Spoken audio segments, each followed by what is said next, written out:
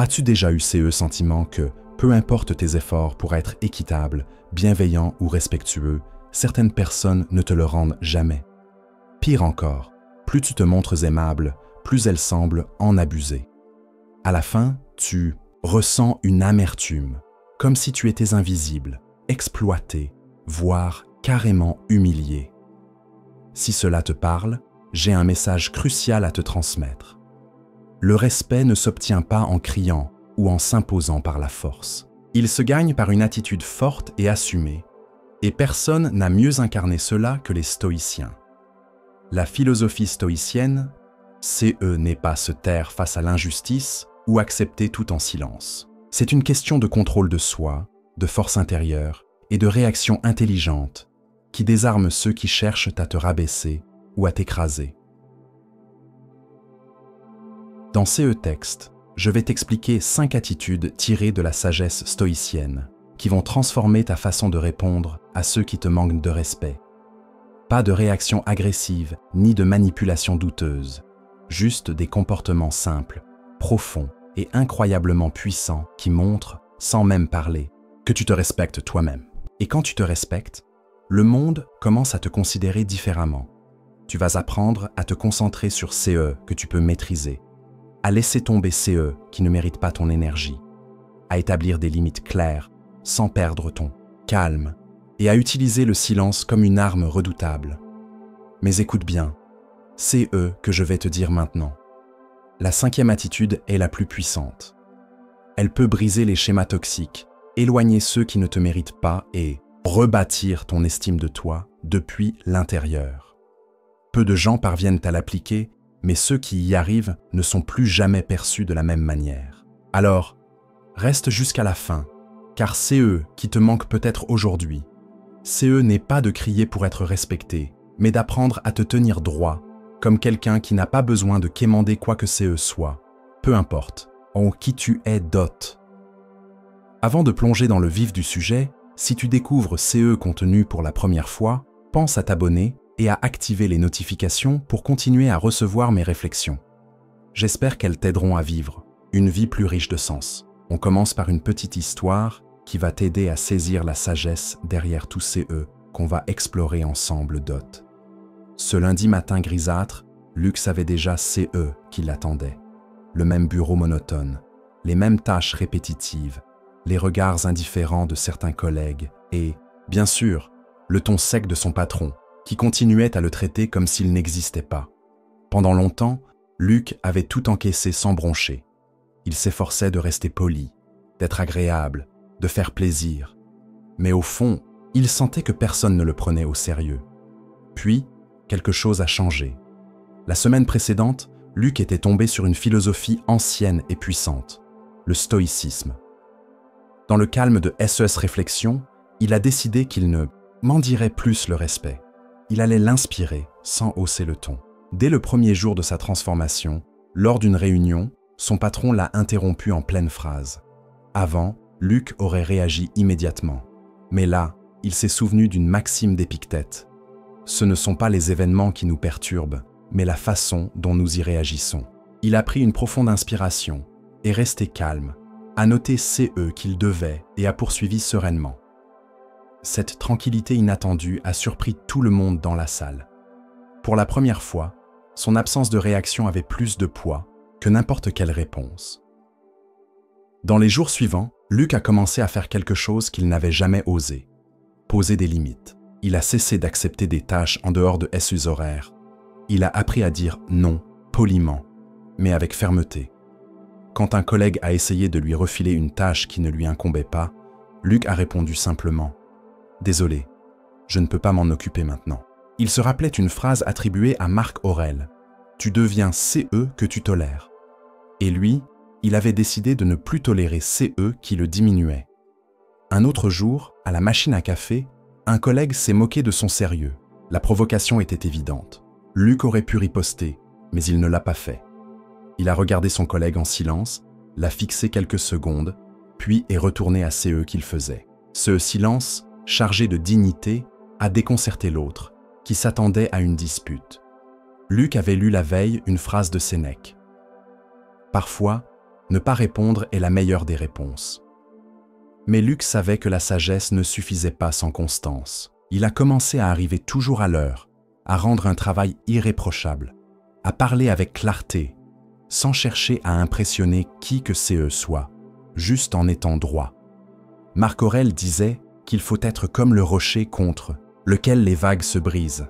Luc a décidé d'être CE rocher, solide, stable, inébranlable. Mais le vrai changement est arrivé quand il a cessé de chercher la validation des autres. Il a arrêté d'attendre les compliments, les bravos, les marques de reconnaissance. Il a agi pour lui-même, en cultivant sa valeur intérieure. Épictète affirmait que l'homme libre est celui qui ne dépend de l'approbation de personne. Et là, Luc a compris CE que signifiait être libre. À ce moment-là, tout a changé. Les mêmes personnes qui l'ignoraient avant ont commencé à le traiter avec plus de respect, non parce qu'il l'exigeait, mais parce que sa posture l'imposait d'elle-même. L'histoire de Luc n'est pas celle d'une dispute gagnée ou d'une domination. C'est une histoire de victoire intérieure, de compréhension profonde. Le respect commence en soi. Celui qui te manque de respect espère te voir exploser. Réponds par le calme. Celui qui te provoque veut que tu te défendes. Réponds par le silence. Celui qui te sous-estime attend ton insécurité. Réponds par l'assurance. Au final, personne ne peut te prendre CE que tu décides de protéger avec ton attitude. Et le respect, quand il naît en toi, ne dépend plus jamais des autres. Passons maintenant aux 5 leçons stoïciennes qui vont t'aider à désarmer ceux qui te manquent de respect. Leçon 1. Maîtrise tes réactions. Celui qui crie perd le contrôle. Beaucoup pensent que la force réside dans celui qui parle plus fort, impose son opinion à grands cris ou explose dès qu'on le provoque. Mais pour les stoïciens, la vraie force, c'est rester impassible quand tout autour cherche à te faire sortir de tes gonds. Maîtriser ses réactions, ce n'est pas un signe de faiblesse, mais la preuve d'une maturité intérieure exceptionnelle. Épictète enseignait que CE ne sont pas les faits qui nous troublent, mais la façon dont nous les interprétons. Il disait « CE ne sont pas les choses qui nous atteignent, mais notre opinion sur ces choses. » C'est dans cet espace entre l'événement et ta réaction que réside ta liberté.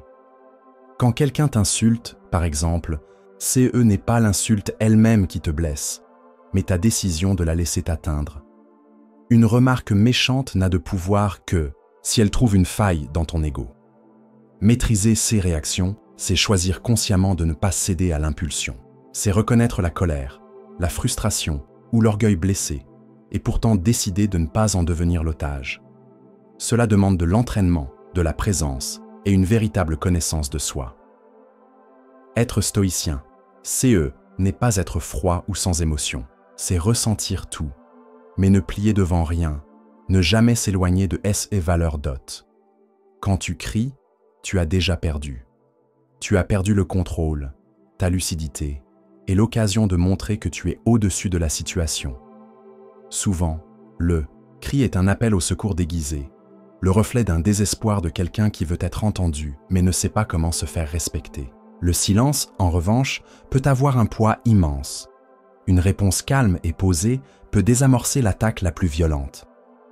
Marc Aurèle, empereur et philosophe, disait « La meilleure vengeance, c'est de ne pas devenir comme ceux qui nous blessent. » Maîtriser ses réactions, c'est se protéger avec élégance de la médiocrité des autres dots. Dans la pratique, cela signifie apprendre à respirer avant d'agir, à prendre une pause entre CE qui arrivent et CE que tu choisis. D'en faire, c'est observer avec honnêteté, voir CE qui t'irrite et malgré tout, répondre avec sagesse. C'est rester calme quand on te cherche, rester bienveillant même quand c'est difficile, rester entier quand tout semble vouloir te faire voler en éclats. Plus tu te connais, moins tu ressens le besoin de réagir à tout. Tu comprends qu'une critique ne mérite pas toujours une réponse, qu'une provocation n'a pas besoin d'être relevée et que le vrai pouvoir réside souvent dans le choix de ne pas réagir, mais d'agir avec conscience. C'est CE qui fait la différence. C'est CE qui te rend plus fort. Maîtriser ses réactions, CE n'est pas écraser les autres, c'est se dépasser soi-même. Dans un monde à vif comme le nôtre, c'est une forme de liberté rare et puissante. Leçon tout. Pose des limites silencieuses. Toutes les limites n'ont pas besoin d'être criées haut et fort.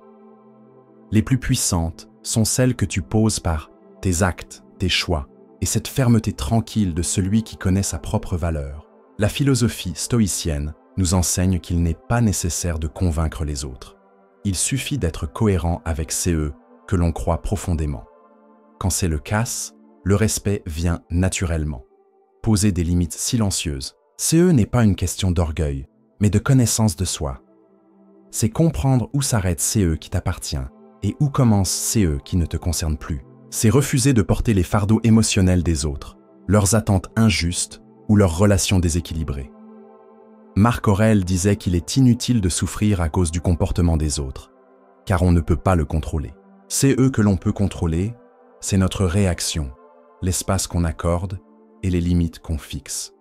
Pas besoin de crier pour être entendu. Quand tu connais ta dignité, elle parle d'elle-même.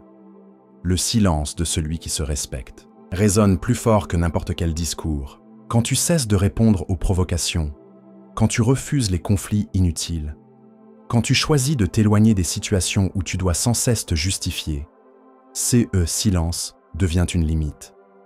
C'est un message clair. Dans ton espace intérieur, on n'entre pas n'importe comment . La vraie difficulté, c'est de maintenir ces limites, car le monde va les tester. Certains essaieront de les franchir, parfois subtilement, parfois de manière directe. Ils te traiteront de froid, tenteront de te manipuler avec de la culpabilité, des promesses vides ou une affection tordue. C'est là que le stoïcisme devient précieux. Il te rappelle que tu n'es pas responsable des émotions que les autres projettent sur toi. Tu es responsable de rester fidèle à tes valeurs, même si cela dérange. Les limites silencieuses sont comme des barrières invisibles, construites avec le respect de soi.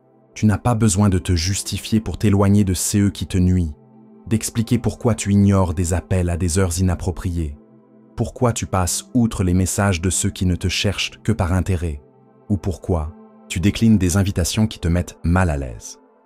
La vie est trop courte pour être vécue selon les désirs des autres. Le stoïcien sait que son énergie est limitée et qu'il doit l'utiliser intelligemment.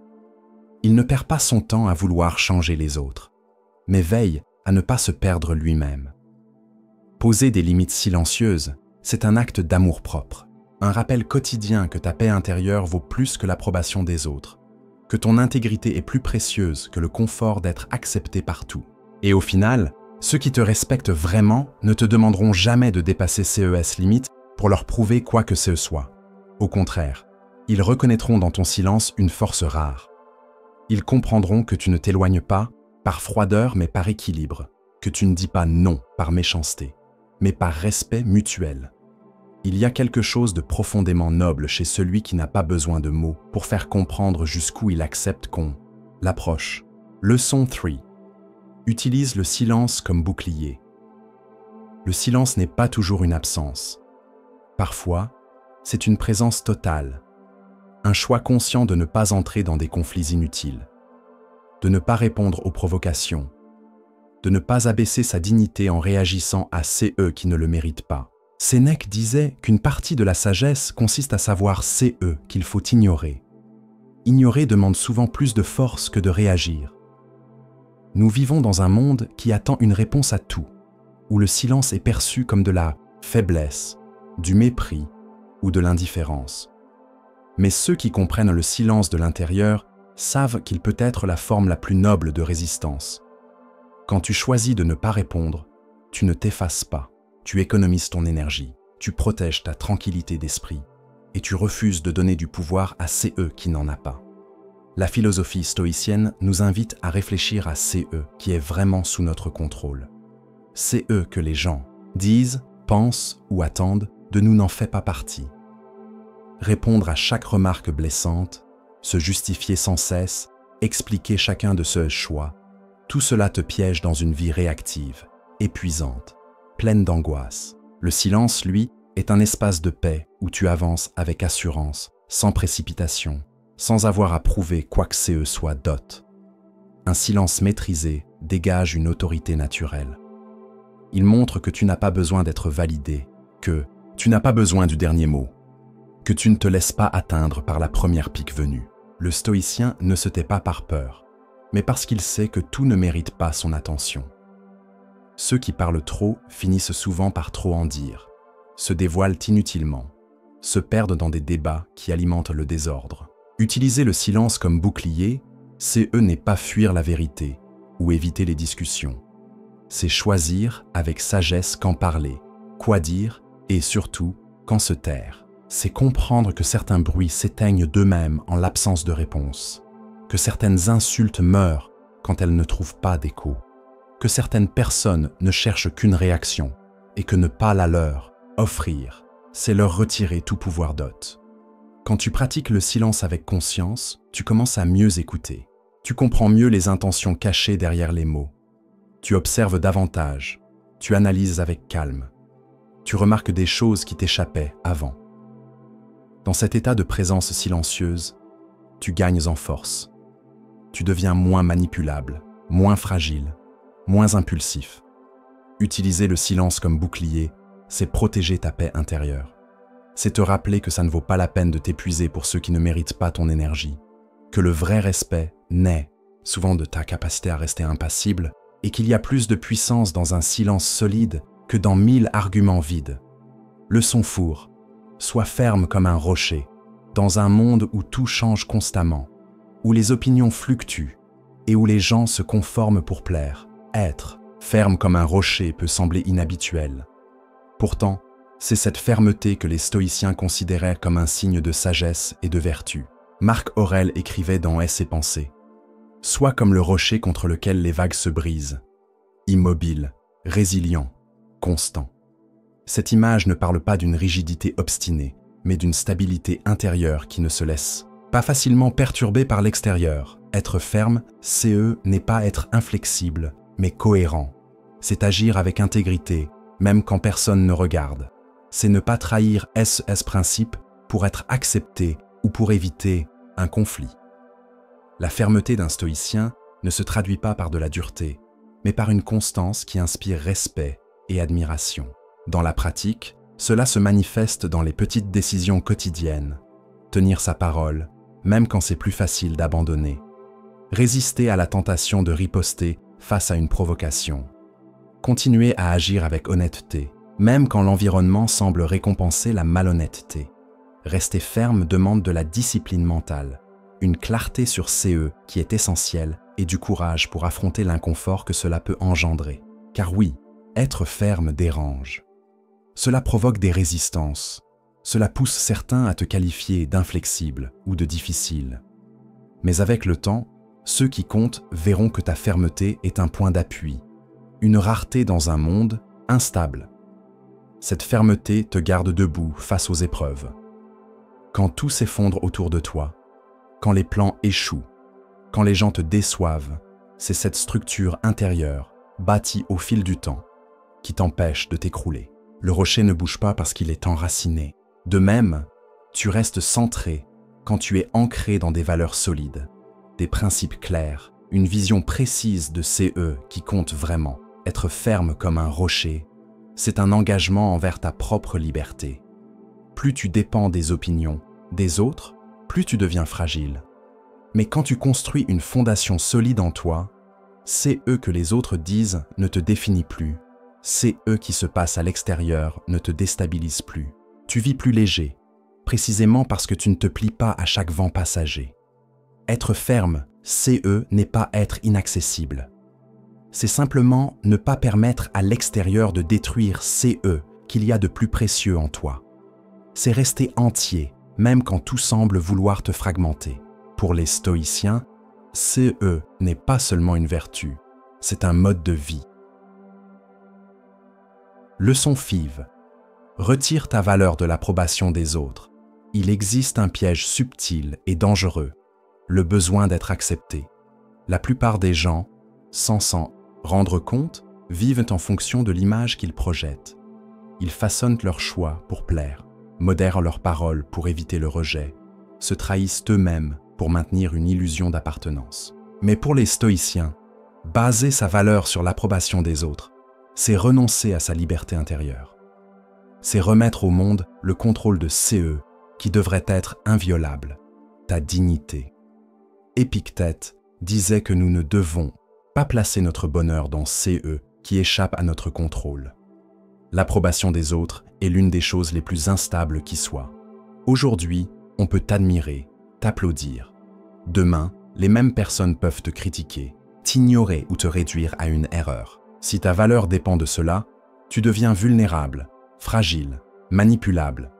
La philosophie stoïcienne propose un autre chemin.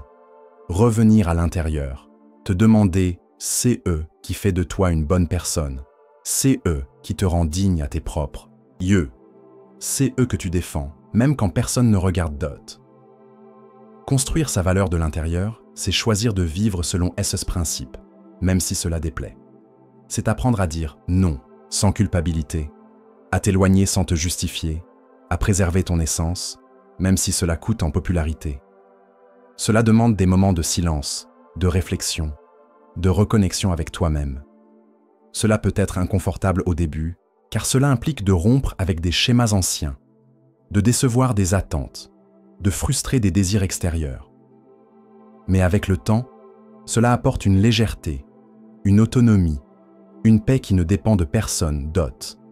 Marc Aurèle écrivait « La meilleure façon de se protéger est de devenir maître de soi-même. Cela commence quand tu comprends que ton identité ne dépend pas des autres, quand tu n'as plus besoin d'applaudissements pour te sentir confiant, ni de validation pour avancer. Ce qui compte, c'est de vivre selon la raison, la vertu et ce que ta conscience approuve. Celui qui tire sa valeur de l'approbation des autres reste toujours agité, mais celui qui l'a construite en lui vit avec fermeté, car il sait que CE qu'il est ne dépend ni des mots des autres, ni du silence, ni de la solitude, ni des témoins. Si tu es arrivé jusqu'ici, je te félicite sincèrement. Peu de gens prennent le temps d'aller au bout, de réfléchir, d'absorber et de chercher la sagesse pour améliorer leur vie. Cela te place déjà sur un chemin différent, plus conscient, plus solide, plus authentique. Chaque leçon partagée ici n'est pas juste une théorie, c'est une invitation à te transformer, un appel silencieux à prendre ta vie en main avec courage et sagesse.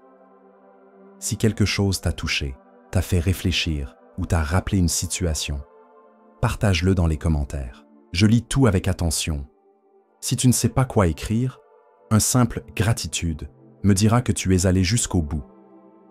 Et si CE contenu t'a parlé, abonne-toi pour continuer à explorer la vie en profondeur, calmement, avec la sagesse stoïcienne comme guide. Je laisserai à l'écran 2 autres contenus avec des enseignements stoïciens qui pourraient changer tes prochains pas. On se retrouve bientôt. Prends soin de toi et tiens-toi ferme comme un véritable stoïcien.